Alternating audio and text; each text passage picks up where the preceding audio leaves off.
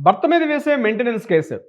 కొన్ని సందర్భాల్లో భర్త యొక్క ఆస్తిపైన కూడా మెయింటెనెన్స్ కేసు వేసే సందర్భాలు కూడా ఉంటాయి.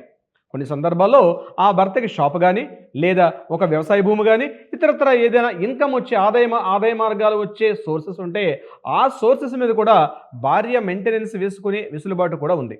భర్త ఉద్యోగం చేయట్లేదు.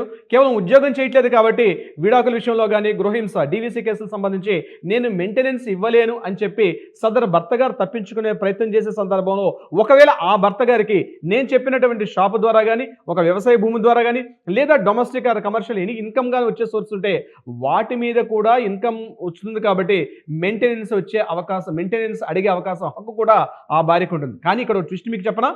తప్పనిసరిగా ఒకవేళ ఆ సదరు భర్త గారు ఆ ప్రాపర్టీని మూడో వ్యక్తికి అమ్మేశారు. అంటే కేసు రన్నింగ్‌లో ఉంది. ఈ విషయం తెలిసి భర్త అమ్మేశాడు. విషయం తెలుసుకొని అదే విషయం తెలుసుకున్న తర్వాత కూడా ఎవరైనా కొనుగోలు చూస్తే, అంటే అటువంటి ప్రాపర్టీని కొంటే ఆ కొనుక్కున్న వ్యక్తి తప్పనిసరిగా భార్యకి ఇవ్వాల్సిన మెయింటెనెన్స్ చెల్లించాలని చెప్పి రీసెంట్‌గా ఒక కేసు సంబంధించి హైకోర్టు తీర్పు ఇవ్వడం కూడా జరిగింది. అంటే మనం ఒక ప్రాపర్టీని పర్చేజ్ చేసేటప్పుడు భార్యాభర్తల మధ్య విడాకుల కేసుకు సంబంధించి ఇష్యూస్ ఉన్నాయని చెప్పి మనం ఆ ప్రాపర్టీని కొంటే, ఒకవేళ ఆ విషయం తెలిసి కూడా ఆ ప్రాపర్టీ కొంటే కొనుక్కున్న మూడో వ్యక్తి ఎవరైతే ఉంటారో అతను ఈ భార్యకి మెయింటెనెన్స్ ఇవ్వాల్సిన హక్కు ఉందని చెప్పి రీసెంట్‌గా హైకోర్టు కూడా ఒక తీర్పు ఇవ్వడం జరిగింది.